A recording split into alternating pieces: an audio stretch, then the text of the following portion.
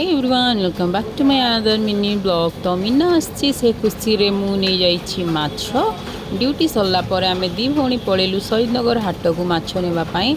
आउ मीनार इच्छा थिला कि से माछ खाइब। तो माछ देखंतु बहुत फ्रेश अछि जेहेतु वर्षा दिन तो बहुत सारा माछ आसे। माछ सहित बिहन भी फ्री मिल जाए। तो एठी मागर माछ थिला। तो मागर माछ आमे दी भौणी केई भी खाउनु। आउ आमे कहबा गला आमे मागर माछ केबे खाइनु नी। तो आमे जल्दी जल्दी मो पिठा नेलु तार मो पिठा भी खाइबार थिला।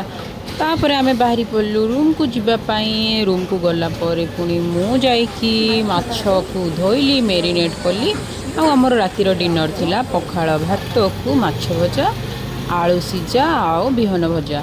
तो हिरोइन हमर शांति रे खाई सारला पर आमे सोई पड़िथिलु दी जण। तापरे मु पळीथिली सकाळे ड्यूटी आउ इवनिंग रे सी मते आउ थरे सेलून पाको आसीथिला चाउमिन खाइबी कहिकी। तो ताकू मु नेकी जाइथिली चाउमिन खाया पई। ब्लॉग टी भल लागिले लाइक शेयर सब्सक्राइब करि देबो।